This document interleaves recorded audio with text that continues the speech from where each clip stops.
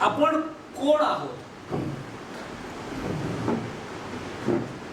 आपण कोण आहोत? खऱ्या अर्थाने कोण आहोत?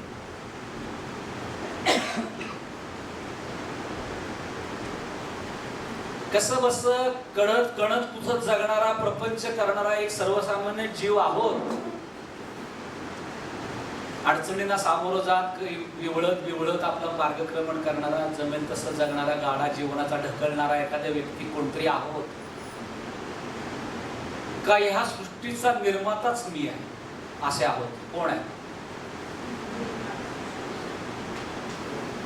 त्यांचा अंश आपल्याला जीवात्म्यामध्ये परमात्म्याचा अंश. याच्यावर समर्थ रामदास स्वामींनी उत्तर असं दिलंय, पृथ्वीवरील जितुकी शरीर आहे तितुकी भगवंताची घरे. आणि त्यामुळे त्या ठिकाणी जेव्हा आपल्याला आपल्या आतमध्ये असलेल्या शक्तीचा उदय त्यांच्याच कृपेने जेव्हा व्हायला लागतो तेव्हा आपण कोण आहोत याची आपल्याला हळूहळू जाणीव व्हायला. त्या बात बढिया. त्यांच्या मी टाळ्या वाजवतो. थोडा उल्लेख आहे, हे ग्रंथ वेगवेगळे का वाचले पाहिजेत त्याच्या मागचं सांगतो. असा संदर्भ तोंडावर पाहिजे आणि देता आला पाहिजे लगेच. हे साधकाचं लक्षण आहे. वस्तुस्थिती अशी आहे की ह्या विश्वाचा रचयिताच मी आहे. मी कोण लल्लू पंजू नाहीये, मी गरीब गात्र जीव नाहीये. मी कोण आहे? खाली वाचा. अहम ब्रह्मास्मीचा अर्थ काय? मीच ब्रह्म आहे. चारी वेदांची वाक्य तुम्हाला कुठलेही कर्मकांड करायला शिकवत नाही. आपण वेदांची साधना करतो ना, वेदांचा प्रसार करतो ना, काय सांगतो? अहम ब्रह्मास्मी कोण सांगतो? हा नाही, यजुर्वेद सांगतो. अहम ब्रह्मास्मी हे ब्रीद वाक्य कोणाचं आहे?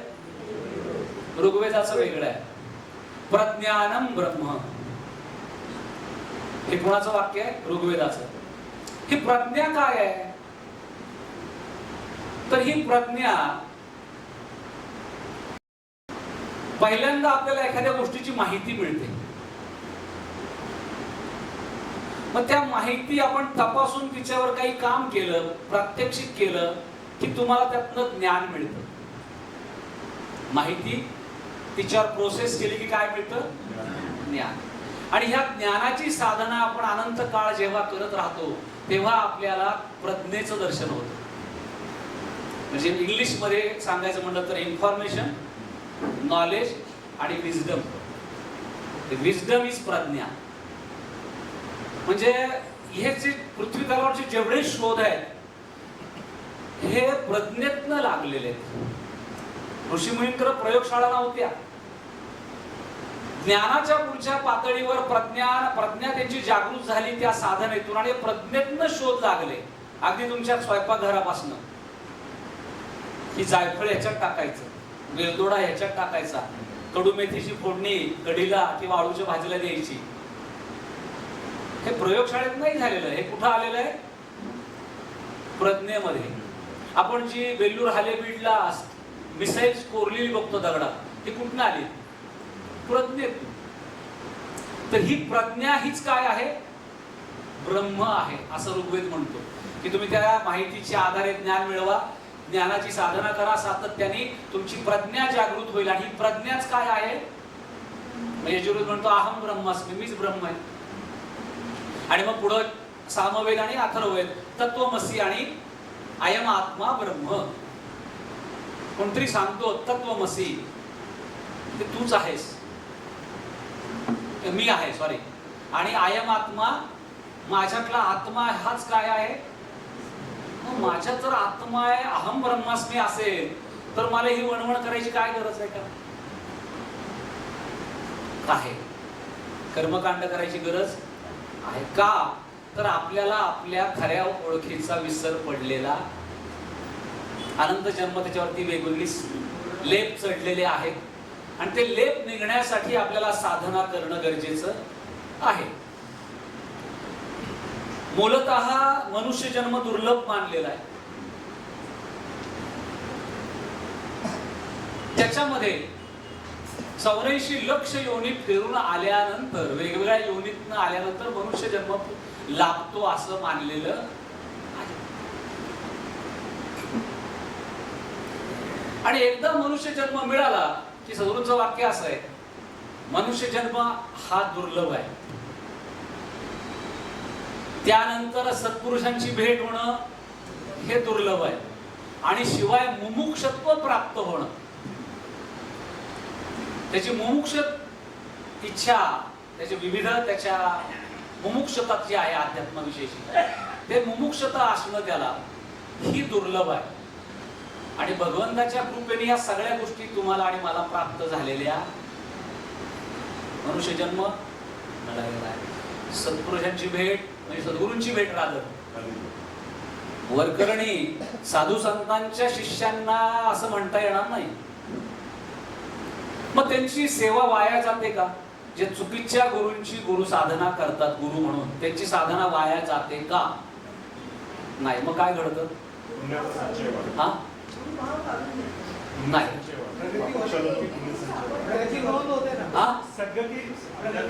प्रगती होते. हा विषय गोव्यामध्ये टेंबेस्वामी महाराज जेव्हा आले होते, आणि ही गोष्ट 150 वर्षापूर्वीची असेल, तेव्हा रामचंद्र कृष्ण कामत यांची आणि टेंबेस्वामींची भेट झाली. आणि त्यावेळेला टेंबेस्वामी महाराजांनी त्यांच्या प्रश्नांना जी उत्तरं दिली त्याचं रामचंद्र कामतांनी हे सगळं मॅरेज करून ठेवले. त्यात त्यांनी सांगितलं की समजा सद्गुरूंची जर तुमची भेटही नाही झाली या जन्मात, आणि तरी तुम्ही नाम घेतलं असेल तरी तुमची ती भेट व्यर्थ होत नाही, जर नाही झाली तरी, कारण तुमची काळजी घेणारा तो असतो. आणि जरी समजा गुरु तेवढे केपेबल नसतील एखाद्याचे की ते त्याला मोक्षप्रद मिळू शकत नसतील, तरी सुद्धा गुरूंपेक्षा गुरुभाव जास्त श्रेष्ठ आहे. छान छान छान. तथापि आपण सद्गुरूंच्या वाक्यात ऐकूया आपण. हा बोला. माझा अनुभव नाही, तर काकांचा अनुभव सांगतो, प्रत्येक सांगतो. माईक घ्यायला पाहिजे, माईक घ्यायला येते. मोठ्याने बोलते.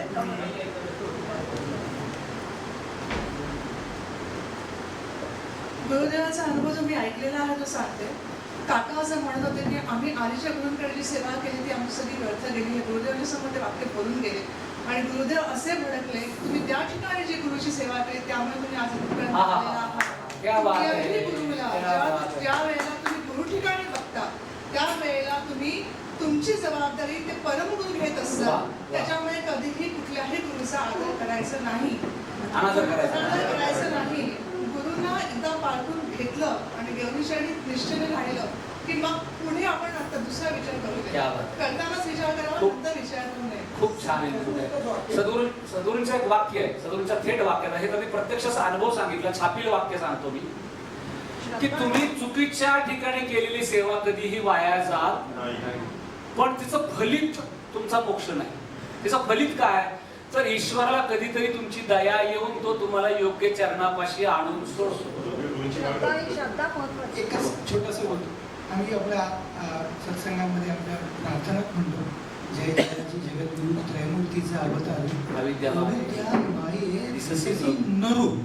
म्हणजे तुम्ही नराच्या रूपात जर त्यांना पाहत असाल तर ते अविद्येचं आणि मायेचं आवरण आहे. त्या वेदा कुठला हा सांगतो ना, ते त्याच्यामध्ये येईल फ्लो मध्ये आला तर नाही, त्या नाही बोलत. मला कोणा तसंच होतं ते शिक असो. दोन्ही इनपुट अतिशय सुंदर आहे. सद्गुरूंचं वाक्य, ईश्वराला कधीतरी दया येऊन तो तुम्हाला योग्य चरणाशी आणून, म्हणजे आपलीही अनंत जन्मात कुठली ना कुठली साधना चुकीच्या सुद्धा प्रकारे झाली असण्याची शक्यता. एखाद्या श्रद्धा आणि विश्वास तुमचा असेल ना त्याच्यावरती, तर तुम्ही व्यक्ती कोणी असेल तर ती गुरु म्हणून तुम्ही स्वीकारली, तुमची पूर्ण श्रद्धा त्याच्यावरती ठेवली असेल की तो आपल्याला ऐकून पाळून. कोण चालू, एक मिनिट नाही, परत थोडंसं मिस अंडरस्टँडिंग होतं. कोण चालून येतो? त्या गुरुचीच पात्र नाही, तो आणून येतो, तो काय येणार आहे तुमचा? त्याच्यावरती श्रद्धा ठेवलेली आहे, त्याची ईश्वराला दया येते. नीट समजून घ्या तुम्ही. तो गुरु नाही तार, तुम्हाला जो गुरु वाटतोय.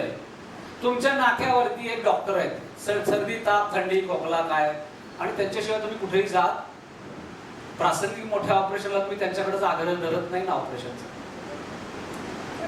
लक्षात काय घ्या, सेवा वाया जात, पण त्यांची क्षमता नसते तारून नेण्याची. ते ईश्वरापर्यंत पोहोच. ऐका, परत तेच सांगतो मी, तिसऱ्यांदा ते सांगतो, तुम्ही परत तुमचं सांगताय. ते ईश्वराला पोचतं आणि तो तुम्हाला योग्य चरणाशी आणून एवढंच लक्षात ठेवा. वाया जातं असं म्हणतच नाहीये. तुमची श्रद्धा विश्वास ईश्वराला कळतो.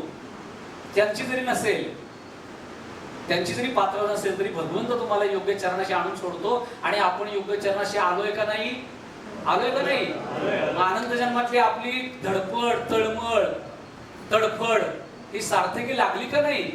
आता सार्थकी लागली, चरण मिळाल्यानंतर आपलं कर्तव्य काय तेवढं फक्त लक्षात ठेवा की त्यांनी सांगितलं तसं वागायचं. नाही हो, माझ्या आई वडिलांवर माझी फार श्रद्धा आहे आणि त्यांनी सांगितलं तसं मी वागतच नाही, तर काय परिणाम आहे? आई वडील सांगितले काढतात आम्हाला आई वडिलांना श्रद्धा, मी सांगितलं तर एकही ऐकत नाही. आपलं आयुष्य फक्त आता एक ध्येय काय पाहिजे, त्यांनी सांगितलेलं आणि तसं वागायचं. चला पुढे जाऊ, पुढे जाऊ. म्हणजे आपण सोप्या भाषेत यांना सांगूया की जनरल प्रॅक्टिशनर जो नाट्यवाचा डॉक्टर ते औषध देतात, म्हणून एक काम करा तुम्ही आता हिंदीकडे जा आणि मग तसं अगदी एकदम सोप्या अगदी बरोबर. आता गुरुप्राप्ती सुद्धा दुर्लभ आहे आणि ती सहज झाली. सद्गुरू म्हणतात हे सहजासहजी भेटत. आणि पुढे मागाचं वाक्य मी सांगितलं, पुन्हा सांगू का नको? हे तुमचं पुण्य उदयाला आलंय का माझं, असं सद्गुरू म्हणले बरं का, वाक्य आहे. तसं पाप नाही, ते तुम्हाला कळायसाठी बोलतात तळमळे. माझ्यासारखा सांगणारा भेटणार नाही आणि तुमच्यासारखे. आपला प्रचंड गौरव केलाय सद्गुरूंनी ठिकठिकाणी, प्रचंड गौरव केलेला आहे. जवळच्या काही लोकांचे सत्संग आहे, दिवस रात्र सत्संग घेणार. त्याला सांगितलं पुढच्या वर्षीपर्यंत मला प्रगती दिसली नाही तर तुमच्या वार्षिक बैठकीला मी येणार. काय सारखा अनुग्रह द्या, काय द्या, आशीर्वाद द्या, आशीर्वाद द्या, आशीर्वाद. मला तुम्ही काय मारायचं, जगायचं, जगू द्यायचं नाही असं ठरवलंय का? काय आशीर्वाद द्या म्हणले. आशीर्वाद मी देतोच आहे, पण ते गिरवलेले कधी दिसलेले नाही तुम्हाला. एखादा हिरा जर आपल्याला मिळाला तर कसा सांभाळू आपण? हिरा जर मिळाला कसा सांभाळू? मगाशी मी अभंग सांगितलं, रिपीट करत नाही. ज्ञानेश्वर महाराज म्हणतात, अभाग्याच्या घरी रेवा कामधेनू आली, ओढाळ म्हणून त्याने घालवून दिली. कामधेनू आली दारात आणि भटकी गाय म्हणून त्याने हाकलून लावले तिला. अशी अवस्था आहे. कोण म्हणते? ज्ञानेश्वर महाराज. तर असो हरकत नाही, किमान सद्गुरूंनी देहावस्थेतून अनंतात सगळी वायुरूप शक्ती झाल्यानंतर, आणि आजही तर ते आहेत बरं का, त्यांच्या आपुल्या बळे नाही मी बोलत. काय ताकद आहे तुम्ही इथं बसताय, मी बोलतोय. त्यांची कृपा असल्याशिवाय शक्य. एंटरटेनमेंटची क्लिप आपण जर नाही आवडली तर 10 मिनिटाची क्लिप 7व्या मिनिटात फॉरवर्ड करून बंद करून टाकतो. हे आपली आत्ताची मानसिकता आहे. हे 8-8, 10-10 तास कोण बसतो? वेळ लागले काय? काय कोण बसत नाही हो. माहिती आहे आपल्याला समाजात काय चाललंय. बसतो याचा सरळ अर्थ आहे का आता तिथं ती आहे शक्ती, ही कणाकणात भरली आहे तुमच्या माझ्यात, म्हणून आपण बसतो. आपली काय ताकद आहे? नाकावरचं कुत्र घाबरत नाही आपल्याला, हाड म्हणलं तर. आपली काय ताकद आहे? इथं आहेत आपल्यामध्ये, बोलणाऱ्यामध्ये आहेत, ऐकणाऱ्यामध्ये आहेत, म्हणून कळतंय हे. आणि पुढची ही गुरुप्राप्ती झाली खरी, पण त्यांनी सांगितल्यासारखा मॅक्सिमम प्रयत्न जर आपण नाही केला, मी हे करणारच. आज दिवसभर चर्चा, श्राद्ध पक्ष करणारच, कुळधर्म कुळाचार करणारच, अवतरणिका. तर मग सद्गुरू म्हणतील की हा, एखाद्या करोडपतीच्या घराखाली जर म्हणून उभा राहून म्हणलो मी यांचा मी वारस आहे, तर लोक विश्वास ठेवतील का? आणि तो जर गॅलरीत आला आणि ते सांगितलं आजपासून हा माझा वारस आहे, तर सद्गुरूंना मी सद्गुरू माझे आहेत म्हणणं गरजेचं आहे. त्या सद्गुरूंनी म्हणायला पाहिजे हा माझा आहे. ते कधी म्हणतील? त्यांनी सांगितल्यासारखं वागलं तर म्हणतील हा माझा आहे. खरंय का खोटं? फार हार्श बोलतोय का मी? कधी कधी काय होतं, भावनेच्या भरामध्ये थोडस तीव्र बोलण्याकडे कल वाहतो, त्याच्यामध्ये क्षमस्व. पण भावाला यायलाच पाहिजे, थोडा हाश तर राहिला त्याशिवाय होत नाही. इंजेक्शन देताना दुखणार नसायला. आपण गोळ्या खाऊन सिरप पिऊन बरे व्हायच्या पलीकडे गेलोय. गोळ्यांचा पण इफेक्ट होत नाही आपल्याला. याच्यामध्ये दिलेलं आहे औदुंबरम कल्पवृक्षम गामध्ये ना? किती गोळ्या काहीच होत जनार्दनी देवस्थान द्वापार राम अरे कलव श्रीपाद. हो अर्चना. खरंय खरंय खरंय खरंय. आणि मगाच आपण पहिल्या याच्यामध्ये आलं की बघितलं तीच शक्ती पुन्हा आकारात येते. एकदा शक्ती उत्पन्न झाली की लोप पावत नाही. ती शक्ती पुन्हा करा. तेच राम, तेच कृष्ण, तेच नृसिंह, तेच श्रीपाद शिवल्लभ, तेच नृसिंह सरस्वती, तेच टेंबे स्वामी, तेच सद्गुरू. एका फांदीवरची दोन फुलं आहोत म्हणजे काय? टेंबे स्वामी आणि मी. एकदा टेंबे स्वामींना म्हणून विचारलं, तो दत्तात्रयांचा तिसरा अवतार यायचा आहे म्हणत होते, ते तुम्हीच का? नाही म्हटले, तो अजून यायचा आहे. तो म्हणजे तो यायचा आहे म्हणजे सिद्धांत श्री परमपूज्य श्री रामकृष्ण सरस्वती स्वामी महाराज की जय. आता हे उद्धार करून का घेणं गरजेचं आहे याच्याकडे आपण वळूया. कारण पुन्हा मनुष्य जन्माची हमी फक्त काही ठिकाणी असं म्हणलेलं आहे की तुम्हाला 84 लक्ष योनीचा फेरा पुन्हा फेरावा लागतो. पण ते फारसं मला मान्य नाही, कारण वेगवेगळ्या ग्रंथात जे संदर्भ आहेत, सद्गुरूंचा पण संदर्भ या बाबतीत आहे. तुमच्या पापाच्या अनुषंगाने काही जन्म तुम्हाला घसरण तुमची होऊ, पण पुन्हा 84चा फेरा मात्र नाही. आपल्या एका गुरु भगिनीने एका ग्रंथामध्ये अनुभवाचा उल्लेख केला होता आणि मला म्हणजे अक्षरशः ते वाचून मला बडबडू हे आलं, भावना निर्माण झाली. त्यांनी सांगितलं, आता पुढचा जन्म कुठल्याही योनीत मिळू दे, पण सद्गुरूंचं सानिध्य मिळू दे. आता एवढी मोठी प्रार्थना केल्यानंतर त्याची मोडतोड होणारच नाही, सोडून द्या. सद्गुरू म्हणतात याच्या मोडतोड होत नाही, याचा अर्थ तो इतर योनीला जा. कारण मनुष्य जन्म संपला की 3 प्रकार असतात. एक तर तो लटकतो, त्या लटकण्याच्या काळात त्याला श्राद्ध पक्षाची गरज असते. आणि म्हणून सुद्धा तुमचे पूर्वज तुम्हाला छळत असतात. आणि सद्गुरूंनी सांगितले, शक्यतो कर्त्या पुरुषाला हे पितृ छळतात, गती न मिळालेली. म्हणजे ह्या 2-4 घराची माणसं आहेत, त्यातल्या मी हा करता, ह्यालाच मी छळेन, इतका छळेन की याला मी अन्न वेळेवर खाऊ देणार नाही, याला पाणी मिळू देणार नाही वेळेवर, याला मी नको नको करून सोडेन. का? तर मग तरी तो कुणाकडे तज्ञ माणसाकडे जाईल, तो सांगेल हे पितरांचे विधी करा, आणि मग हा विधी करेल. का? तो कर्तृत्ववान आहे, तोच करणार आहे. नालायक माणूस करणार? तो करेल आणि मग मला मोक्ष मिळेल, मला पुढची गती मिळेल, म्हणून सुद्धा ते छळत असतात या लटकलेल्या अवस्थेत. मग लटकलेली अवस्था संपली, मग त्याला गती मिळाली. या जीवाला पुढचा जन्म प्राप्त होणं म्हणजे गती. कुठलाही जन्म प्राप्त होणं म्हणजे गती म्हणा. आणि पुन्हा मनुष्य जन्म मिळणं म्हणजे सद्गती. मोक्ष भिक्ष ह्या फार काही, मागाशी तुम्ही चांगलं कालेकर म्हणलेच, ह्या फार लांबच्या गोष्टी आहेत. इतकं सोपं नाही ते. संतांनी तुम्हाला त्याचं आकर्षण वाटावं म्हणून सोपं केले, अन्यथा मोक्ष भिक्ष सोपा. त्याचं चिंतन सुद्धा आपल्याला काय करायचं काही गरज. मी सांगितलं शेवटच्या सेशन मध्ये आहे सगळं कालेकरजी. त्यामुळं पुन्हा मनुष्य जन्माची हमी नाही. त्यामुळं आपल्याला ह्या जन्मात टिचून जात्यावर कोणी कोणी दळलंय आजपर्यंत, पाहिलंय का दळताना? जात्या, तो जात्याचं ते दगड त्याच्यावरती फिरतो आणि त्या दाण्यांचं काय होतं, आणि जे दाणे मधल्या खुंट्याला धरून राहतात त्याचं काय होतं, त्याचं पीठ होत, त्याच्या पाठीवर वरवंटा फिरत. आपण जेवढं त्या सूत्राला धरून राहू, सद्गुरूंना त्यांच्या मार्गदर्शनाला, तेवढा आपलं दुर्गती आणि आपलं पीठ होण्यापासून आपण वाचणार. पुन्हा आपली मोडतोड होणार. पुन्हा सद्गुरू, आणि सद्गुरूने हे सांगितलंय, पुन्हा पुन्हा तुम्हाला हे भेटतात.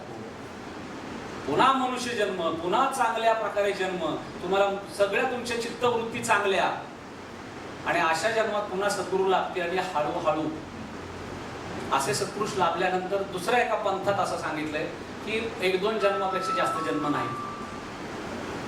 सद्गुरूने असं नाही सांगितलेलं. पण मी आपलं चांगलं ते घेतलं. त्याने सद्गुरू प्राप्त झाले की 1-2 जन्मापेक्षा जास्त जन्म आपल्याला बरं वाटतं ना जरा. जन्म मरण नको आता, नको येर जारा, नको ऐहिकाचा नाथा, व्यर्थ बडीवार. शक्यतो सुटण्याकडे आपला कल. हा उद्धार साधणं म्हणजे काय? उद्धार साधणं आणि कसा साधावा? उद्धार साधणं म्हणजे मोक्षाची म्हणजे आपली पापं कमी करून पुण्य संचय न करता पुढे जाणं म्हणजे उद्धार. चांगलं काम केलं लक्षात ठेवायचं, अन्नदान केलं लक्षात ठेवायचं, हे कर्तव्य म्हणून करायचं, मिरवायचं काही भाग नाही. आणि ज्ञानयुक्त भक्ती याचा अर्थ काय? आधी ज्ञान मिळवायचं आणि मग भक्ती करायची. ज्ञानयुक्त, आधी ज्ञान बोला की मग, आणि मग हे कदापि शक्य नाही. भक्ती मार्गातनं पुढे कारण ज्ञानाच्या पाठीमाग एक सावली सारखा अहंकार चिकटून येतो. सद्गुरूंच्या तुमच्या माझ्या मागण्या, आपल्या मार्गदर्शनात सद्गुरूंनी कुठेही ध्यानाचा उल्लेख केलेला नाही. मी एकदा गेलो, 97 सालचं एंड असेल, आणि आम्ही बसलो.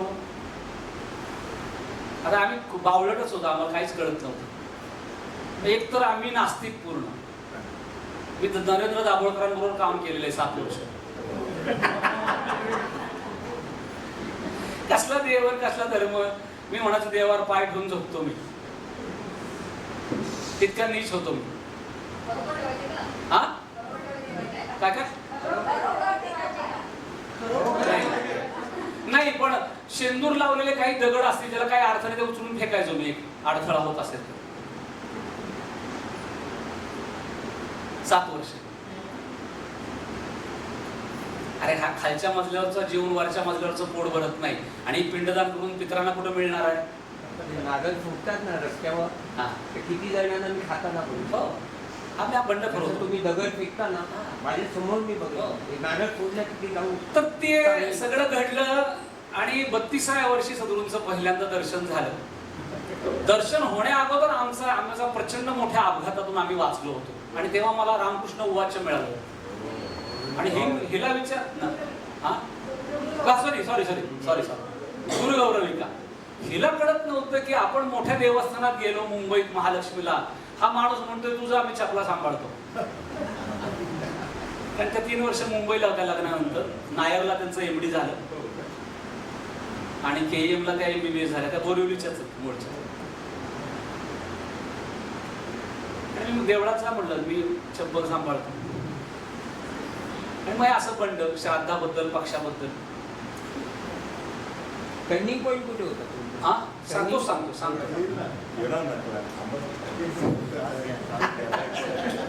काय बाबा,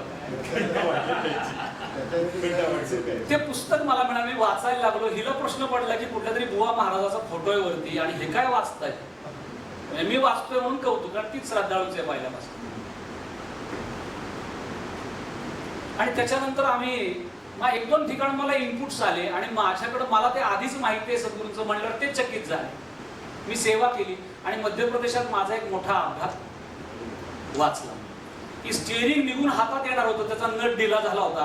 आम्ही गाडीतले 8 जण आम्ही 120च्या स्पीडला, आमचा चकनाचूर झाला असता. आणि कसं काय ते आम्ही म्हणलं थांब रे जरा, मला काहीतरी वाटतंय, थांब म्हणलं. आणि मग त्याने बघितलं, भुजोरात ओरडला तो, म्हणला शेट, म्हणला स्टिअरिंग का नट ढिला हो गया. आता आम्ही त्यातनं अपघातातनं वाचलो, ही गुरुकृपा आहे का? तर माझ्या मते नाही. त्यांच्या कृपेने वाचलो हे आम्हाला कळलं, ही गुरुकृपा आहे. सद्गुरूंचं वाक्य आहे, गुरु तुमची संकटातनं सुटका करत असतातच, तुम्हाला दुष्प्राप्य गोष्टी देतात, ही खरी गुरुकृपा नव्हे. जेव्हा तुम्हाला त्याचं भान येतं ही गुरुकृपा आहे, तेव्हा ते गुरुकृपेचं वर्तुळ. तिथं तुम्ही म्हणलं नाही, मला ते वाटलं बरं का थांबावं, आणि ते मी लगेच लक्ष घातलं. सद्गुरू म्हणतात बरोबर, तुझ्या विद्वत्तेने झालं. तिथं गुरुकृपेचं वर्तुळ पूर्ण होत रात्री आम्ही हॉटेलवर गेलो, हेनी सगुरूंना पाहिलेलं नाही, मी पाहिलेलं नाही. अचानक बोलणं सुरू झालं आणि आम्ही दोघंही एकदम म्हणलो, आज क्षीरसागर महाराजांमुळे आपण वाचलो.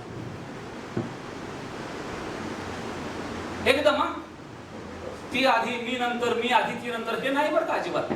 आणि आलो तसं पहिल्यांदा जानेवारी 97 दर्शनाला गेलो आणि त्यावेळी मनामध्ये काही प्रश्न, हेच प्रश्न, असेच काहीतरी धर्म. कसं आहे, माझा खरा विरोध देवाला नव्हता. देवाच्या नावावर ज्या विसंगती होत्या लोकांच्या वागण्यातल्या, इकडं म्हणायचं सत्संग करतो आणि समाजात विसंगत वागायचं, ह्याला माझा बऱ्यापैकी जरा विरोध मला त्यालाच होता. आणि काही प्रश्न होते माझ्या. जानेवारी 97 आम्ही वरच्या बैठकीत बसलो. आम्हाला माहीतच नाही वरच्या बैठकीत बसायचं नसतं परवानगीशिवाय. आम्ही बसलो, त्यांनी आम्हाला उठवलं, सेवेकऱ्यांनी पण उठवलं आणि 15 मिनिटांनी सगळ्यांनी बोलायला सुरुवात केली. आणि ते बोलता बोलता काहीतरी विषय इकडून तिकडून होता होता तो असा विषय आला की माझ्या सगळ्या मनातल्या शंकांचं निरसन त्या 10 मिनिटात झालं. 10 मिनिटात. आणि माझ्या डोळ्यातून घळा घळा घळा घळा अश्रू यायला लागले, की रुमाल भिजला माझा. त्या दिवशीपासून आम्हाला कोणी मोटिवेट करायची गरज नाही पडली. आम्ही काही संकल्प केला नाही परत जायचं का नाही जायचं का. Simply started going. कुणी आम्हाला सांगायला, देवस्थानात सुद्धा आम्हाला कुणी काही, आम्ही कुणाला विचारत नाही नमस्कार कसा करायचा, उत्सव काय असतात, काय नसतं, काय नाही. आम्ही जस्ट सिम्पली जात गेलो आणि वर्षानुवर्ष जात असल्यासारखं आम्ही परत शंकेचा विषय, म्हणजे खरं निसंशय मन पहिल्या दर्शनात सदूंनी माझं केलं. कुठलाही तो अनुभव एक आला होता, पण तरी सुद्धा निसंशय मन पहिल्या बैठकीत, पहिल्या दर्शनात त्यांनी केलं. आणि मग आता जे काही बोलतोय, आपल्याला वाटतं की ज्ञानाच्या पाठीमागा अहंकार येतो आणि तो अहंकार तुम्हाला नीट जगू देत. आम्ही गेलो बैठकीला, कसं बोलायचं माहित नाही. आणि माझ्या बरोबरच्या एका बारामतीच्या भक्ताने, जो डॉक्टर आहे, त्याने विचारलं, मी ध्यान करतो. काय करतो? आणि सदृश्य तडकले, कुणी उद्योग सांगितले म्हणे तुम्हाला? आम्ही एकदम हायबरनेशन मध्ये. काय चुकलं बाबा, काय चुकलं, काय काय काय चुकलं? कुणी उद्योग सांगितले म्हणे तुम्हाला ध्यान करायचं? मग एकदम एका मिनिटाने काय झाले, शांत झाले. अहो, ध्यान ही अष्टांग योगातली 7वी पायरी आहे, माहितीये का तुम्हाला? यम नियम, आसन, प्राणायाम, प्रत्याहार, धारणा, हे सगळे 6 योग तुमचे साधले की मग तुमचं ध्यान लागतं. आणि हे ध्यान इतक्या वरच्या पातळीचं आहे की त्यानंतर फक्त समाधी ही एकच पायरी शिल्लक राहते. त्या टप्प्यावर गेलं जे लागतं ते ध्यान. आणि मग तुम्ही जे काही करता, आपण ते ध्यान जे म्हणतो, सदृढ म्हणतात हे ध्यान नाही हो म्हणतात. तुम्हाला वाटतं म्हणून तुम्ही काहीतरी करता कृती, ते ध्यान नव्हे. मग तो आणखीन गडबडला माझ्या बरोबर. त्याने विचारलं, मग आम्ही काय करावं? नाही म्हणले, तुम्ही जे करताय ते चालू ठेवा. सदृढ म्हणले, पण त्याला चिंतन म्हणा. खतर. कारण ध्यान म्हणलं की ते 6 योग साधले पाहिजेत ना. यम, नियम, आसन, प्राणायाम, प्रत्याहार, धारणा. आणि मग तुमचं काय लागणार? अन्यथा लोक काय म्हणणार, काय ध्यान बसलंय. ध्यानात फरक आहे ना. असं आपल्याला कोणी म्हणू नये म्हणून सद्गुरू काय म्हणले, याला तुम्ही काय म्हणा, प्रक्रियेत बदल करू नका. तुम्हाला वाटतंय ते ध्यान आहे, पण आता ध्यान नाही, तुम्ही त्याला चिंतन म्हणा. हा प्रश्न म्हणजे का बोललो मी, ज्ञानयुक्त भक्ती. ज्ञान प्राप्त झालं की अहंकार बाय डिफॉल्ट येतो आणि मग भक्ती करताच येत. म्हणून भक्ती करता करता जे प्राप्त होतं ते ज्ञान म्हणजे ज्ञानयुक्त. आणि जे तुम्ही आज समोर बघताय, तुमच्या समोर 8, 9, 10 तास कुठलाही ग्रंथ न वाचता, लौकिक अर्थाने प्रसिद्ध असलेला, फक्त सद्गुरू वाचनांचं वाचन, 24-25 वर्षात एकही वर्ष दिवस खाडा, त्यातनं प्रकट होतं. ते दुसरं काही वणवण करायची गरज. ते प्राण मग सद्गुरू आपल्याला सांगतात, अरे दिवसातून एक पान तरी वाचा रे, हा ठेवा आहे. त्यांना कळवळून सांगावं लागतं, एक पान तरी. आणि मग अहंकाराचं तर सीमा नाही. चांगदेव 1400 वर्ष जगले, पण त्याचा अहंकार गेलेला. सद्गुरूने आपल्याला कुठेही, आता ध्यानावरनं काय सांगतो मी, सद्गुरूने आपल्याला कुठेही कुंडलिनी जागृती सांगितलेली सांगितली नाही सांग. त्या प्रक्रियेत तुम्ही जाऊ नका. शक्तिपात घ्यायला सांगितलाय, आवाज नाही आला म्हणजे एकदा काय कोणता हलून बळकट करतो. कुणी घेत असेल त्यांना आपला विरोध. हे आजचं चर्चेचं प्रयोजन त्यांच्यावर टीका करायसाठी आपण नाही करायचं. कोणीतरी शक्तिपात योग घेतला, गेला. कोणी कुंडली जागृत केली, कर बाबा. आम्हाला सांगितलेलं हरभऱ्याची डाळ, गूळ आणि कणिक परातीत एकत्र पाण्यात मिसळून मला पूर्णाची पोळी करायची. सद्गुरू इतके पुढे सांगतात, असा मनुष्य सहसा ब्रह्मिष्ठासारखा वागतो. आपण बघितले 100-500 बघितलेत असले.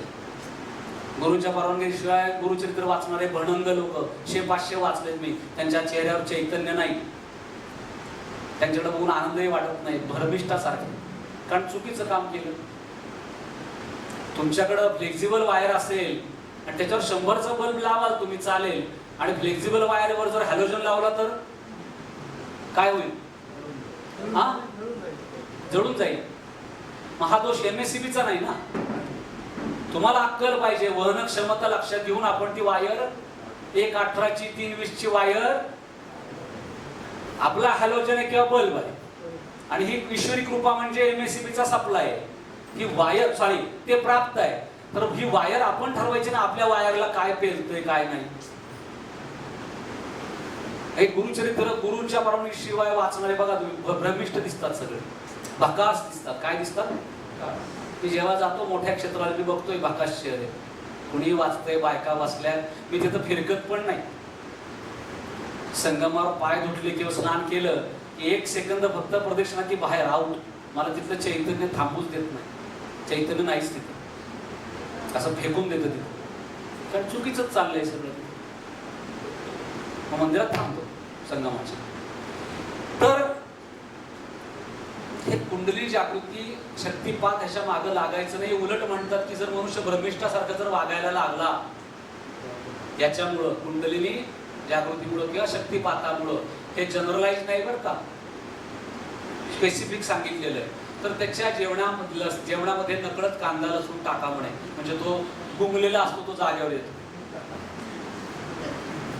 हे उपाय पण सांगितलेले आहेत. काय नाही हो, काय सांगायचं म्हणजे मी असं 3 दिवस बोललो तरी सरणार नाही. चल पुढे जाऊया आपण. 340 दिवसाचं महात्म्य आपण सांगितलं, पुन्हा घेत नाही मी.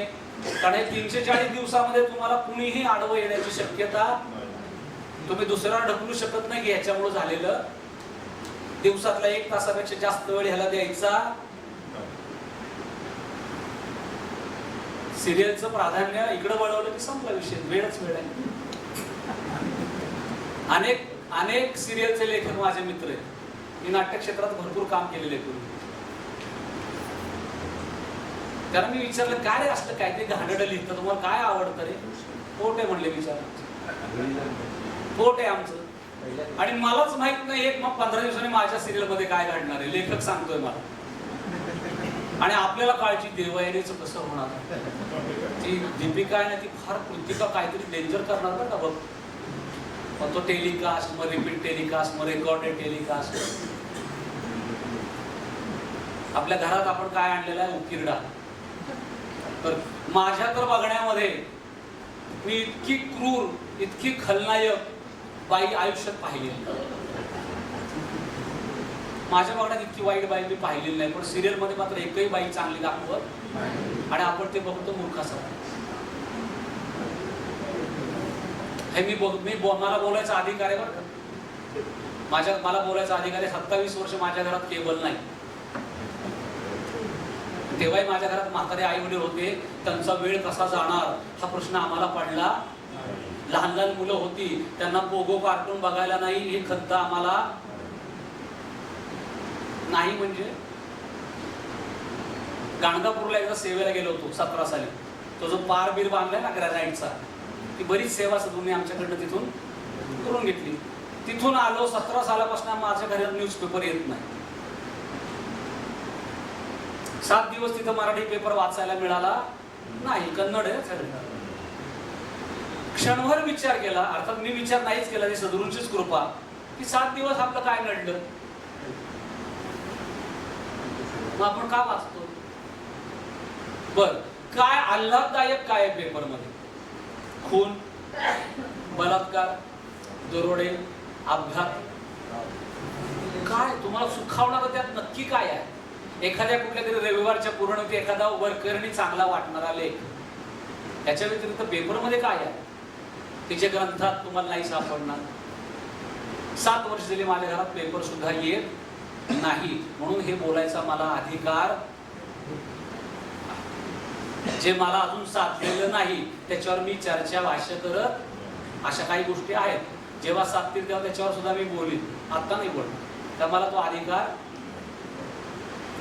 अहंकार कमी करायचा, मला सांगा, दारोदार जायचं, कुंडली जागृती नाही, शक्तिपात नाही, आणि आता मग सांगितलं ध्यान करायचं नाही. मग तुमच्या माझ्या आयुष्यामध्ये आपलं उद्दिष्ट काय असावं? फक्त अहंकार कमी करणे. सेवा का लावली? कशासाठी? दारोदार जाऊन अहंकार कमी. पण जर मला सेवा अहंकार कमी करायसाठी लावली आहे, तर मला सेवेचाच अहंकार होणं योग्य आहे की मी अमुक एक सेवा करतो, तर सेवेचा सुद्धा अहंकार शक्यतो होऊ. आणि जे आपण वरकरणी म्हणतो गुरुदेवांनी करून घेतलं, ही आपली परफेक्ट पूर्ण वेळ धारणा झाली, हे तोंडापुरतं राहू नये. कारण आपण बऱ्याच वेळा फक्त तोंडी बोलतो, आतली भावना बदललेली. आता ऋणानुबंध म्हणजे काय? ऋणानुबंध हा शब्द चांगला का वाईट? चांगला. जर बोला, मला काय ऐकत नाही. चांगला ना? नाही नाही, ऋणानुबंध सद्गुरूंच्या भाषेत बोलूया.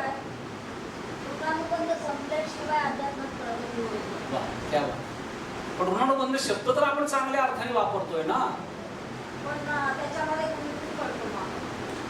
गुंतून पडतो. ऋणानुबंध शब्द हा वाईट आहे, लक्षात ठेवा. अतिशय घाणेरडा शब्द असेल जगातला, सगळ्यात घाण शब्द तो ऋणानुबंध. माझ्या कर्मसिद्धांतामध्ये हा विषय फार प्राधान्याने येतो. आज मी जास्त वेळ घेणार नाही. ऋण म्हणजे काय? ऋण म्हणजे काय? कर्ज. जरा उत्तर द्या रे, मला वाटतं तुम्ही कंटाळात का काय? बंद करायचं का?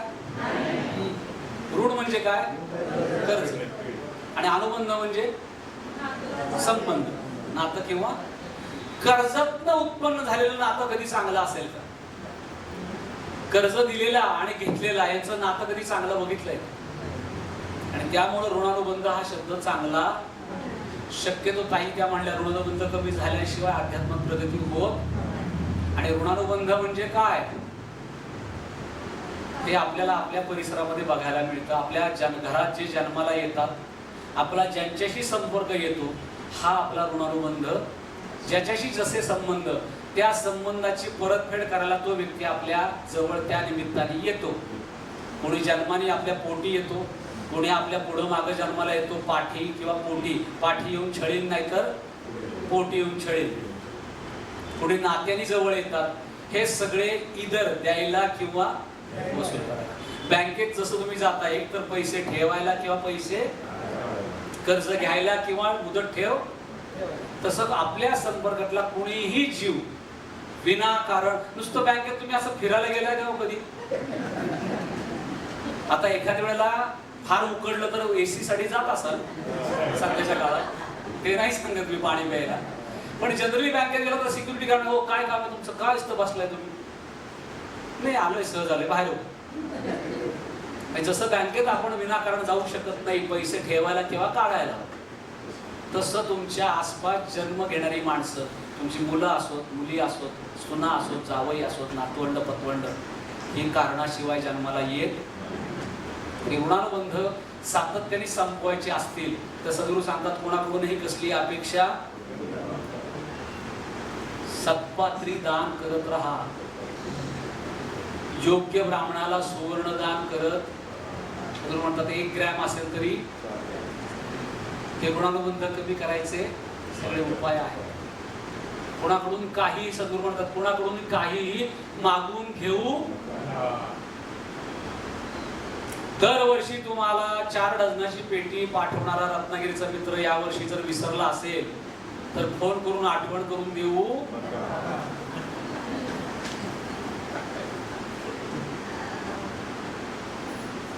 हुरडा खायसाठी कोणाला आग्रह करू. हा त्याने दिलं तर खा आनंदाने. काय कोणाला गोळी लागते मला माहित नाही. इतर लगता है मेरे को मालूम नाही. मी ढगात पोळा मारतोय. हुरडा काय हो, तुम्ही आम्हाला तुमचा फार्म आहे इकडं पालघरच्याकडं, तुम्ही मला हुरडा खायला नेतो म्हणला होता. दरवर्षी नेतात, यावर्षी नाही नेलं.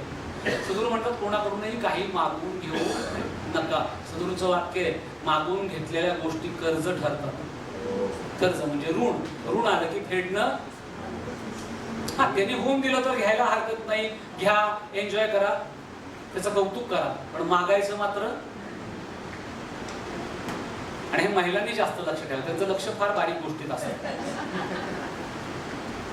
का तर त्यांचा जन्मच तिथून आहे. म्हणजे त्या कारणांसाठीच मनुष्य स्त्री देह प्राप्त झालेला आहे. एक पुरुष दुसऱ्याचे कपडे आनंदाने घालताना कधी पाहिलेत का तुम्ही? नाही. पण बाई मात्र म्हणू शकते माझ्या साडीची घडी मोड. खरे का खोटं? हे टाळायचं. आणि कोणी मोड म्हणलं तर हरकत नाही, पण मागून घ्यायची. आईची सुद्धा. कारण जेव्हा नाळ तुटते तेव्हा तुमचं वैयक्तिक प्रारब्ध सुरू होतं.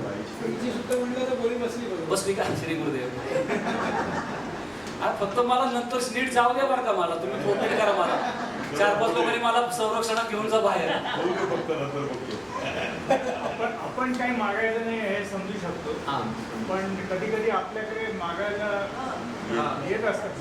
पात्रता बघा, फसवणूक करून घेऊ नका. तेच मागायला येणारे म्हणजे अनेक प्रकारचे लोक असतात, भिकाऱ्यांपासून वगैरे वगैरे. याच्यापासून ते अगदी काही जण म्हणजे वैदिक ब्राह्मण पण असतात. ते म्हणतात की आमच्याकडे आता विद्यार्थी वाढले आहेत, तुम्ही आम्हाला जास्त मदत करा. अशा टाईपचं पण होतं. आणि आपल्याकडे तेवढी ताकद नसते. आपल्याकडे जेवढी ताकद असते तेवढीच मदत करू शकतो. किंवा कधी कधी वेगवेगळ्या कारणास्तव इच्छा नसते त्यावेळेला. कधी कधी शक्ती असते पण तेव्हा इच्छा नसते. त्यामुळे ते जेव्हा समोरून कोणीतरी मागायला येतं तेव्हा आपण जेव्हा कमी पडतो तेव्हा मग ते काय हा प्रश्न. बस शक्य असेल तेवढं माणूस बघून करावं. सगळं म्हणतात भिकाऱ्याने पैसे मागले देऊ नका, त्याला रुपयाची दारू प्यायची असते. तुम्ही बघा की पैसे मागणारला वडापाव देऊ का विचार नको म्हणतो. सदरू झाले त्याला पैसे नाही दिले तर काय तुम्हाला लागत नाही पाहू. ते सांगितलंय शब्दशः.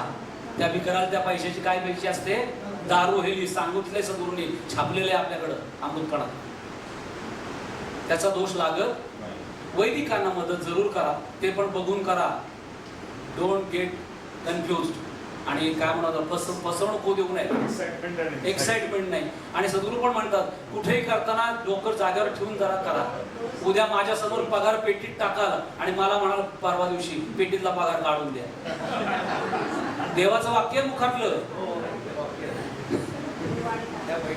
भारावून मगाशी झाले, भारावून जायची काय गरज नाही हो. तुम्ही बघा ना त्या व्यक्तीला वगैरे, तुम्हाला एवढी आत्मशक्ती स्वतःची जागृत करा. तुम्हाला कळलं पाहिजे लाभाड आहे का सरळ आहे. हिच आमच्या घरात नेहमी होतं की एक विशिष्ट वर्गाच्या मागा म्हणजे ह्याला अति काय ते वसतिगृहाला मागायला एक माणूस दरवर्षी येतो. सारखा येतो महिन्या 2 महिन्यात आणि हे देतात. काही हरकत नसते आमच्याकडे, काय तसं काही विषय नाही. एकदा मी हिला विचारलं की ती ज्या समाजाची ती वसतिगृह आहे त्या वसतिगृहाच्या लोकांच्या घरी जर आपली माणसं वैदिक मदत मागावी तर ते देणार आहेत का? नाही देणार. मग तुम्हाला काय द्यायचं तर वैदिक ठिकाणी द्या ना.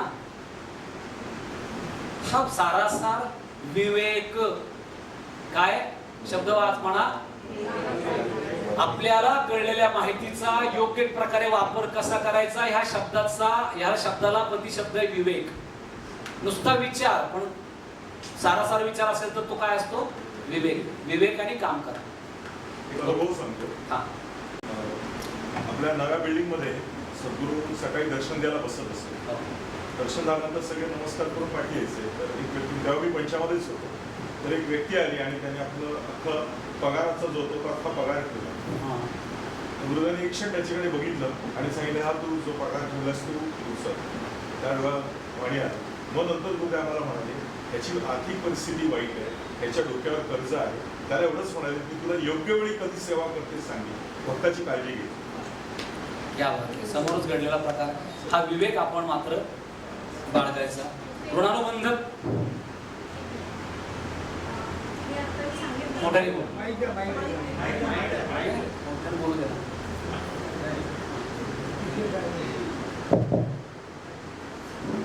सद्गुरूंचं जे मार्गदर्शन आहे, आपण दान, सत्पात्री दान हे वेगळंच आहे, पण परोपकारही सतत करत राहावा असं सद्गुरूंचं मार्गदर्शन आहे. म्हणजे आपल्याला जे प्रश्न असतात, आता झालं की त्याला द्यावं का नाही द्यावं, नक्की काय करणार आहे, भिकारी खरंच भिकारी आहे तर नक्की काय उद्देशाने मागतो, तिथे आपण जसं विवेकाने द्यायलाच पाहिजे. पण एक अनुभव असा सांगते की माझ्या गुरुभगिनी आहेत पुण्यामध्ये, तर नवरात्रीमध्ये चतुःशृंगीला जाताना मग त्या नेहमी ते बाहेर जे बसलेले असतात सगळे परडी घेऊन आणि काय काय, त्यांना 2 रुपये 4 रुपये 2 रुपये 4 रुपये ते द्यायच्या. त्यांचा मुलगा असाच एक 15-16 वर्षाचा असेल. त्याने विचारला, हे काय तुला देत बसते सगळ्यांना, हे काय असतील 100 असतील, तू किती जणांना देणार आहेस? तर त्या म्हणाल्या, नाही थांब, तू आपल्याला सद्गुरूंनी सांगितलंय की तुमच्या पुढे जे हात पसरेल त्याला तुम्ही द्यायला पाहिजे. तुम्हाला 10 रुपये जमत नसेल तुम्ही 1 रुपया द्या, तुम्हाला 500 रुपये जमत नसेल तुम्हाला 50 रुपये द्या, पण तुमच्या पुढे जो हात पसरेल त्याला तुम्ही द्यायला पाहिजे. असं त्यांच्यामध्ये विषय झाला. आणि 2 दिवसांनी ते दर्शनाला गेले नगरला.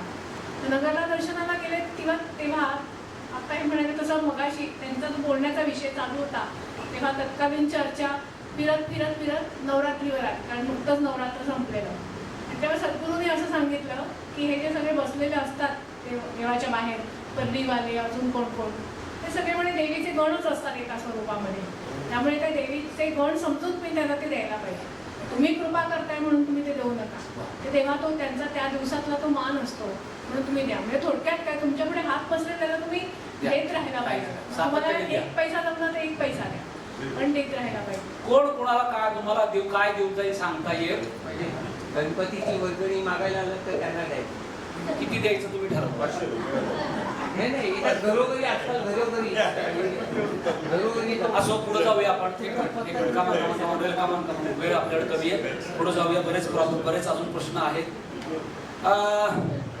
थोडक्यात म्हणजे काय, शहाणपणाने वागावं, बॅलन्सनी वागावं. सद्गुरू म्हणतात, कुणी येतो तुम्हाला गंडवून जातो कसा, तुम्ही इतके भक्त आहात, तुम्ही चाणाक्षपणे सामना करता यायला पाहिजे. तुम्हाला कुणी लल्लू पंचवून टोपी घालून जातो कसा, तर वापरा ना. असो, तर आता अष्टांग योगाचा आपण बोललो, कुंडली जागृती झाली. पाप पुण्य मगाशी आपला विषय झाला की पाप संपत नाही आणि पुण्यही संपत नाही तोपर्यंत मोक्ष नाही.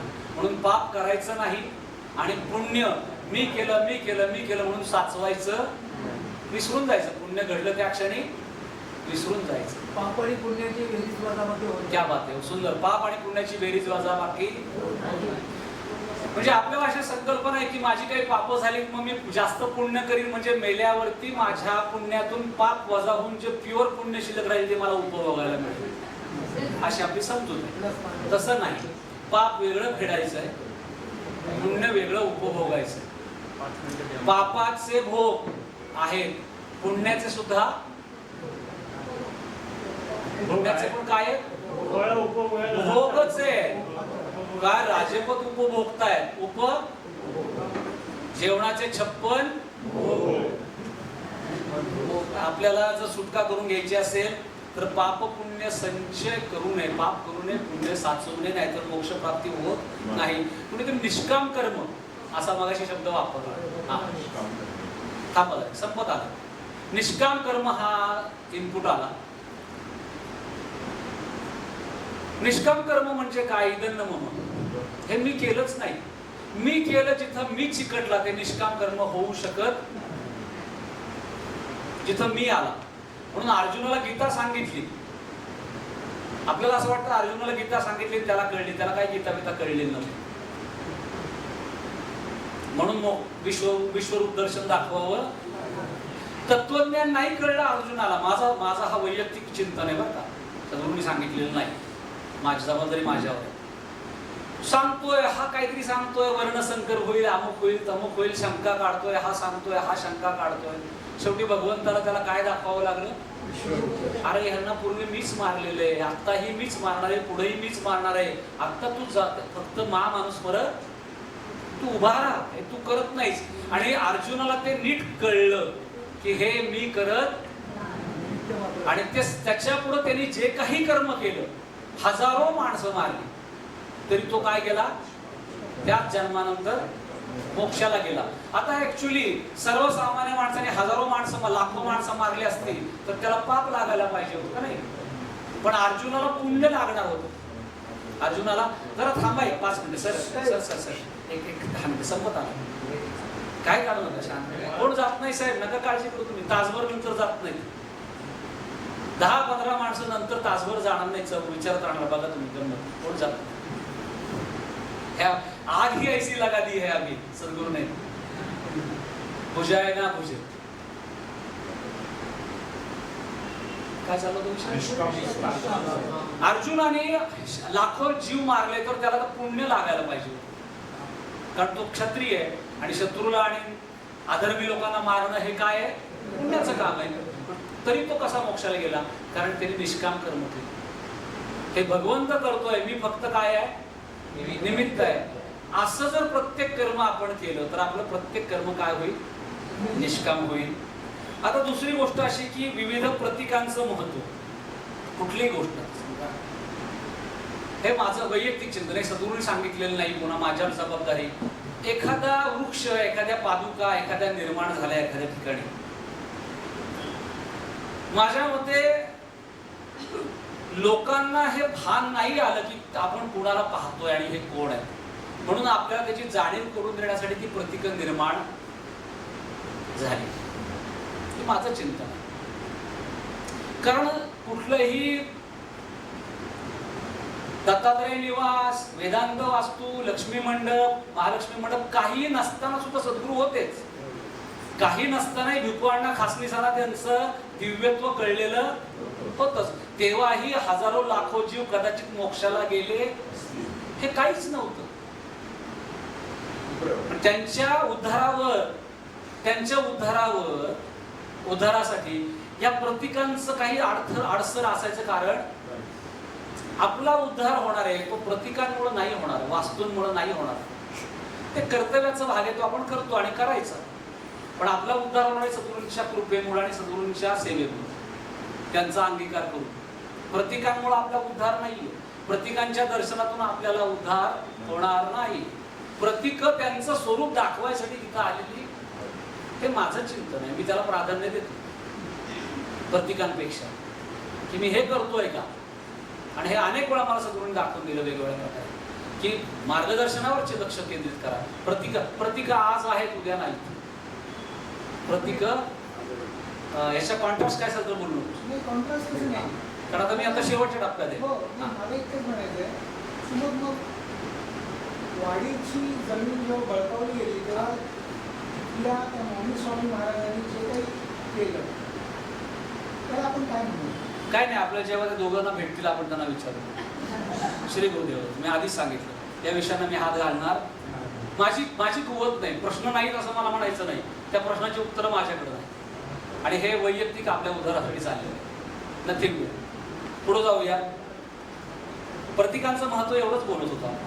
त्याचा अर्थ प्रतीकांचा अनादर करायचा असं नाही म्हणलं. प्रतीकांचा आदर ठेवायचाच, पण याच्यात बोलण्यासारखं माझ्याकडे खूप काही आहे, पण माझ्या आजचा विषय नाही. जब कधी टाइम मिलेगा आपसे बात करेंगे की सद्गुरूंनी मला काय दाखवून दिलेलं आहे आणि म्हणून मी कशातच अडकत नाही, कशात पडत नाही, त्याच्या मागचं कारण काय ते मी एकदा सविस्तर सांगेन. आणि आपण नेहमी भेटतो, कारण काय ही चर्चा आपली होणार आहे. त्याच्या मागची कारण आहे. हा पलायनवाद नाही माझा, मला दाखवून दिलेलं आहे. जाऊ दे, आता ते नंतर बोलू आपण. शेवट आपल्याला चांगला करायचा आहे. इतरांच्या अनुभवात किती रमायचं. मला नेहमी वाटतं की एखाद्याने अनुभव उमाळ्याने सांगितला तर जरूर ऐकावा आणि त्याचा आनंद. आपल्याकडं लोकांना अनुभव उकरून काढायची सवय आहे. तुमचा तो अनुभव सांगा ना. आपण दुसऱ्याला अनुभव विचारतो, याचा सरळ अर्थ मला अनुभव कधी कमी पडला असा होतो का नाही. नीट काय म्हणतोय लक्षात घ्या. अनुभवाचं महत्व कमी करत नाही, पण त्यांनी सांगितलं तर ऐकावं, पण आपण त्याला अनुभव सांगायसाठी आग्रह करू असं माझं मत आहे. काय कर तुमचं काय करता तुम्ही ठरवा. पुढे जाऊया. उत्तम साधकाची लक्षणं काय आहेत. तुम्ही अभ्यास केला पाहिजे, चिंतन केलं पाहिजे, मनन केलं पाहिजे आणि तुमच्याकडे वक्तृत्व देखील असलं पाहिजे. सद्गुरूंनी काय सांगितले माहिती आहे. तुमच्यापैकी प्रत्येकाला सद्गुरू आणि सद्गुरूंचं मार्गदर्शन या विषयावर किमान 1 तास बोलता आलं. 1 तास. ज्यांची आपल्याला अनुभूती आहे, ज्यांचे आयुष्यात अनेक चमत्कार आपण बघितले, ज्यांच्या कृपेचा लाभ घेतला, त्यांच्याविषयी जर आपल्याला 1 तास बोलता येत नसेल तर आपण आयुष्यात कमवलं काय. बरं, याला काही तुम्ही भाषा प्रभू असायची गरज नाही. तुम्ही कुठल्याही शब्दात मांडा ना. ज्ञानेश्वरांनी भावार्थ दीपिका लिहिली, चोखामेळ्याने पण अभंग लिहिला. संत सखुनी चांगल्याच्या घरी काम करता करता अभंग लिहिले. भाषा वेगळी असेल पण त्यांना तो अधिकार प्राप्त झाला. विठ्ठलाला दोंड्या काळकोंड्या म्हणायचा अधिकार सुद्धा त्यांना प्राप्त त्यांच्या भक्तीमुळे झाला. प्रत्येकाने आपल्या आयुष्यात लक्षात ठेवायचं, आपल्याला हे करता आलं. एक कुणीतरी बोलतोय, दुसरे फक्त वाहवा करतात, हे सद्गुरूंना अभिप्रेत. असं शिबिर फक्त याच व्यक्तीने अनेक वर्ष अनेक सत्संगात घ्यावं हे मला सुद्धा अभिप्रेत. एकदा सिनॉप्सिस कळलं की ह्याच्यावरती सगळ्यांना बोलता आलं पाहिजे तर हा पीपीटी घेऊन पुढच्या वेळेला दुसऱ्या लोकांसाठी तुम्ही असं करा. पुढच्या वेळेला तुम्ही दुसऱ्या लोकांसाठी असं करा की तुम्ही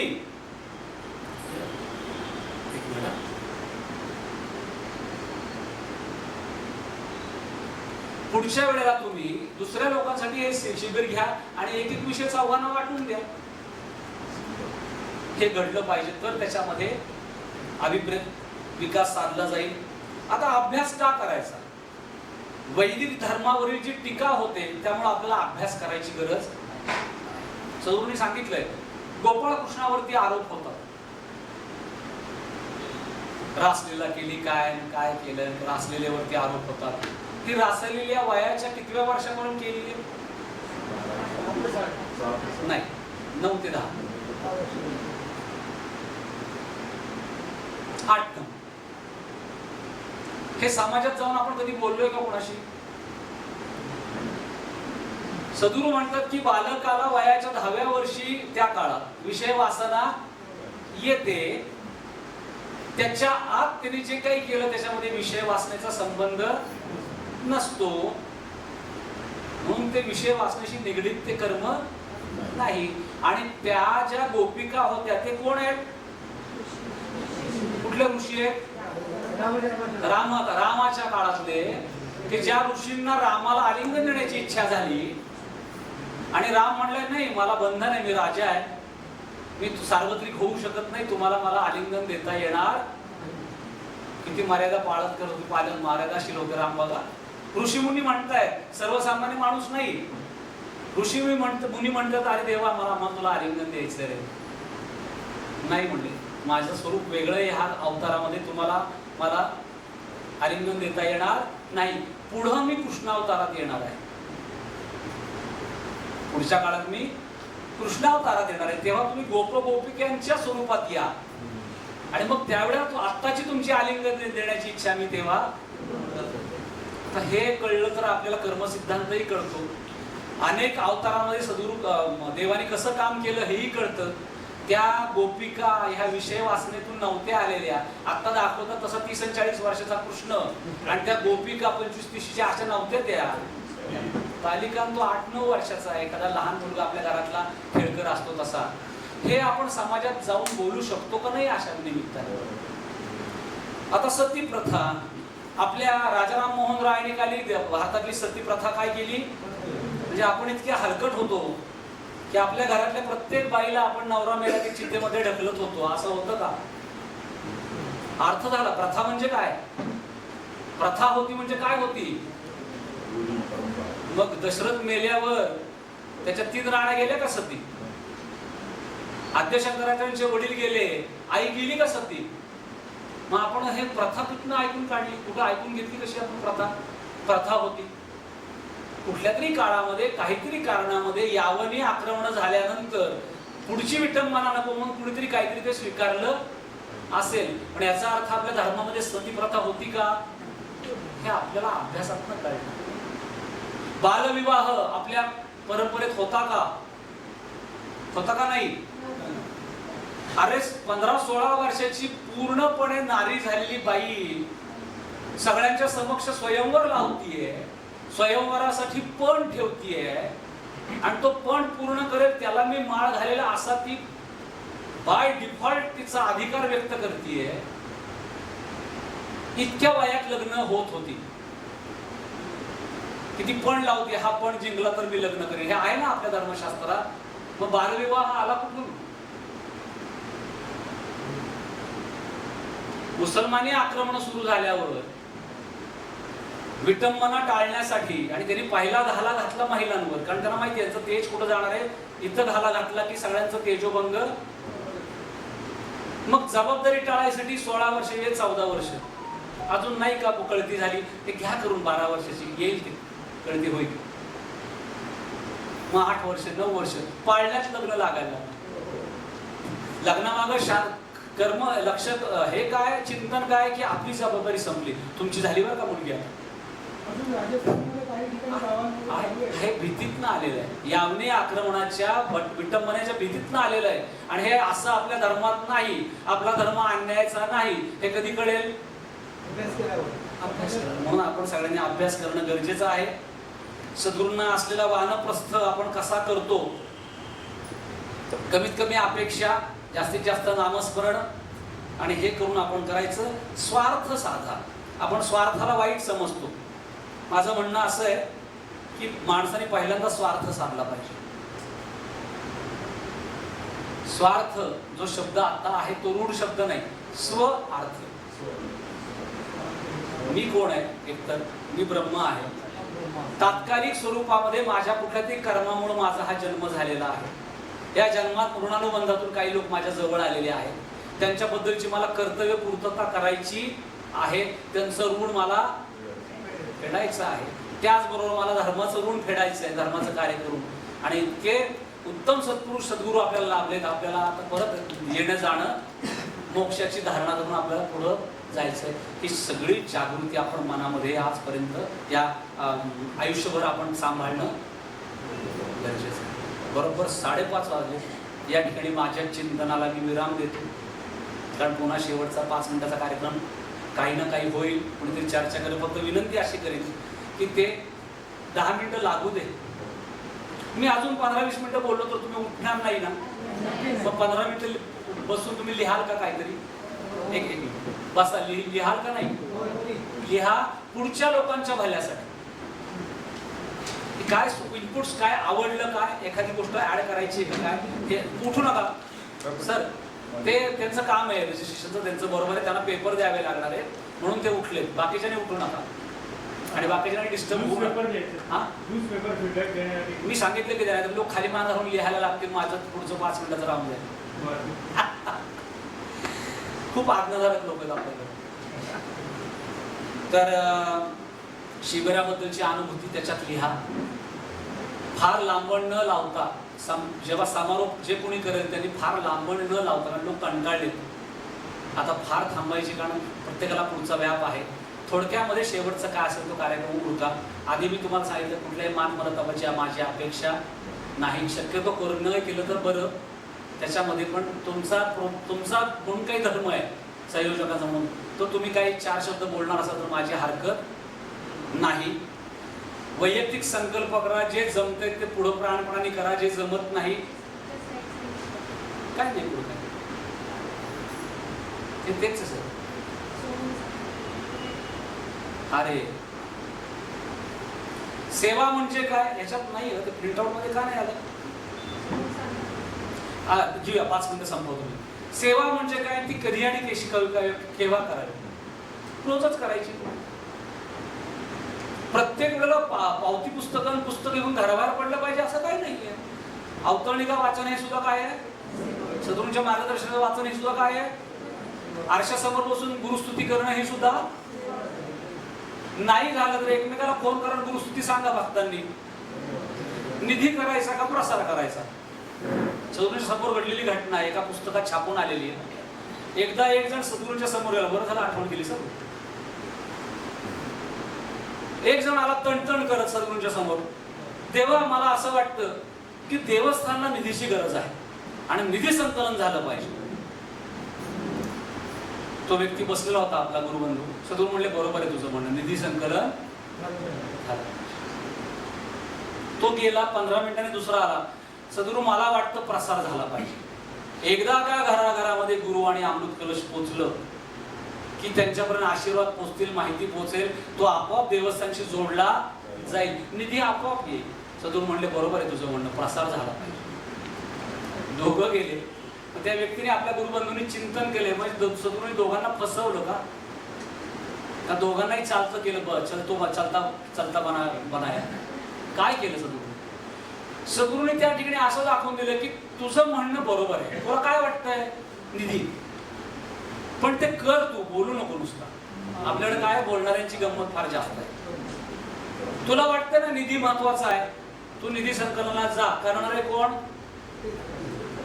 ते आपले सुवर्ण पादुका दिलेले कोण आहेत ते सद्गुरूंनी, अप्पा बर्वे. केवढी सेवा आहे. आम्ही वाचले त्याच्यामध्ये, सगळ्यांचीच आहे म्हणजे आपल्या सेवा, कुणाची कमी जास्त नाही, पण किती सेवा आहे बघा ना तुम्ही. मग तुला निधी संकलन वाटतंय, तू निधी कर. तुला काय वाटतंय प्रसार, तू प्रसार कर. पण जे वाटतंय ते केल्याशिवाय राहू, नुसती बकवास करू, बडबड करू, निष्काम कर्म झालं. आपण नक्की कुठल्या टप्प्यावर आहे सगळ्यांनी बघायची गरज. आपण अर्थार्जी जिज्ञासू जाते किंवा दर्शनार्थी भक्त साधक शिष्य नक्की आपण कुठं आहोत झालं. मनुस्मृती आता मी गेली 12 वर्ष वाचतो, अभ्यास करतो. मनुस्मृतीवरती 8 दिवस मी बोलू शकतो सलग, 4-4 तास, इतका त्या स्टॉक आहे. आणि मनुस्मृती खरी अशी आहे की शूद्रांनी मिरवणुका काढाव्यात आणि ब्राह्मणांनी जाळावी, अशी तिची रचना आहे. मूळ शूद्रांनी डोकर घेऊन मिरवणुका काढाव्यात, इतकी सूट शूद्रांना त्याच्यामध्ये दिलेली आहे. आणि ब्राह्मण जाळतील इतकी बंधनं त्याच्यामध्ये ब्राह्मणांवर आचरणावर घातलेली. एक वाक्य ऐकलं तर धरून अंगावर काटा येईल सरसरून. ज्या सेम गुन्ह्यासाठी शूद्राला जी शिक्षा आहे त्याच्या 128 पट शिक्षा ब्राह्मणाला. कारण शूद्राने केलेला गुन्हा अजाणतेपणी केलेला आहे, त्याला परिणामांची पुढच्याच कल्पना नाही. ब्राह्मण ज्ञानी आहे, त्यांनी गुन्हा केलाच कसा, आपल्या कृतीचे काय परिणाम होतील त्याला माहिती आहे. त्यांनी हा गुन्हा करायला नाही पाहिजे, त्याला किती पट शिक्षा आहे. शूद्राच्या 32 पट वैश्याला, 64 पट क्षत्रियाला आणि 128 पट ब्राह्मणाला शिक्षा आहे.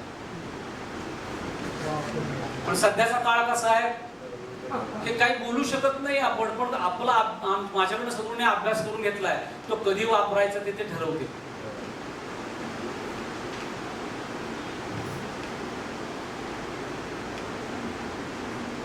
काय ना सवय बोललो मी. इतर ठिकाणी असं चिंतन व्हावं असं वाटत असेल तर आपल्या परीने आपण प्राणपणाने प्रयत्न करा. आता मागच्या बारामतीच्या शिबिरामध्ये एक ट्रस्टी आणि 2 ट्रस्टींच्या मंडळी असे 3 जण तिथं होते बारामतीत. आणि त्यांचा संकल्प आहे की नजीकच्या काळात देवस्थानमध्ये हे शिबिर घ्यायचं, असं मला ट्रस्टींनी मला सांगितलेलं आहे. आता ते कधी होईल सद्गुरूंच्या कृपेने आपण त्याच्याकडं लक्ष ठेवूया. काहीतरी आपला वैयक्तिक संकल्प करूनच इथून जा प्रत्येकाने. सद्गुरूंना अभिवचन द्या की नाही, ज्या अर्थी आम्ही आज अख्ख्या दिवसाची कामं सोडून इथं बसलोय स्टँड स्टील, कोणी बसत नाही. तुमच्या कोणी बसलेलं आहे 8 तास पुढची आजपर्यंत? कोणी बसलाय का? जळगावच्या शिबिरात एक 84 वर्षाचे गृहस्थ बसले होते, सकाळी 8:30 ते संध्याकाळी 7. आणि ते म्हणतात आम्ही बसतच नाही इतका वेळ. ते बसायची शक्ती देणारे पण तेच आहेत, बोलणारे तेच आहेत.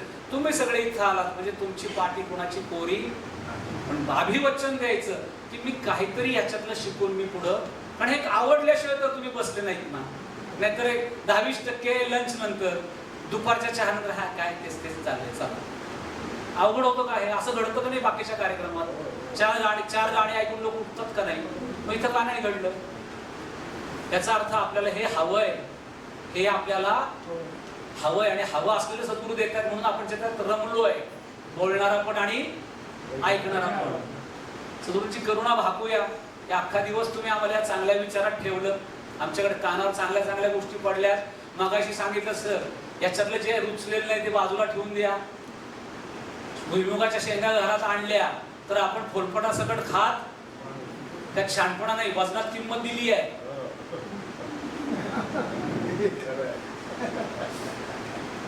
मेथीची पेंडी आणली तर बुडकी आणि देठ काढल्याशिवाय आपण खात, त्याच्यात शहाणपणा आहे. आंबा किती आवडला तरी कोय खात. या सगळ्या प्रेझेंटेशन मध्ये काहीतरी चुकलेलं असणार आहे, मला माहिती आहे, कारण ते मानवी आहे. जे चुकल्यासारखं तुम्हाला वाटेल ते मानवी असेल, म्हणजे माझं असेल, ते तुम्ही क्षणभर बाजूला ठेवता, त्याच्यात डोकं नका लावू. असं कसं म्हणलं ते जोड, असं करू, हे असं कसं, हे करू नका. तुमचा वेळ जाईल, काही पदरात पडणार नाही आणि दिवसभर ऐकलेले सगळी पाठी पुसून बाजूला ठेवा. अगदी तुम्हाला खरोखर त्याविषयी तळमळ असेल तर आपण भेटू, तेव्हा मला ते लेखी स्वरूपात द्या की असा असा संदर्भ, मला एक तर संदर्भ द्या किंवा असं तुम्ही का सांगितलं जरा आम्हाला, मला जाणून घ्यायचं आहे. नाहीतर डोकं लावण्यात बसण्यात काय होईल, कालापव्यय. हे खरं मी पहिल्या स्लाइड मध्ये पण बोललेलो आहे. पुन्हा शेवटी सांगतो आणि पुन्हा शेवटी सांगतो की त्या व्याख्यानासारखं अति गोष्ट प्यायची नाही, हेच बिंबवून घरी जा. अगदी आहे. इदन नमः. शेवटची स्लाइड. कितीही चांगलं असेल तरी माझं नाही, आणि मी असं म्हणायला नको काही वाईट असेल तरी माझं नाही, कारण वाईट असेल तर ती जबाबदारी माझी आहे. चांगलं असेल तर सद्गुरूंचं, आणि वाईट असेल तर मात्र ती माझी चूक आहे, ती मी माझ्या पदरात घेतो. पुन्हा एकदा मुंबई सत्संग पदाधिकारी आणि आपण सर्वांनी अतिशय हे आयोजन आणि शांत चित्ताने ते ग्रहण केलं, त्याबद्दल पुन्हा पुन्हा तुमच्यातल्या सद्गुरू तत्वाला मी नमस्कार करतो. आणि सद्गुरूंचा पुन्हा एकदा साष्टांग नमस्कार घालून मी पुन्हा पुन्हा अशी सेवा आपल्या सगळ्यांकडून घडो अशी त्यांना प्रार्थना करतो. सिद्धांत अवधूत चिंतन श्री गुरुदेव दत्त नगर निवासी राजाधिराज सद्गुरुराज श्री रामकृष्ण सरस्वती स्वामी महाराज की जय.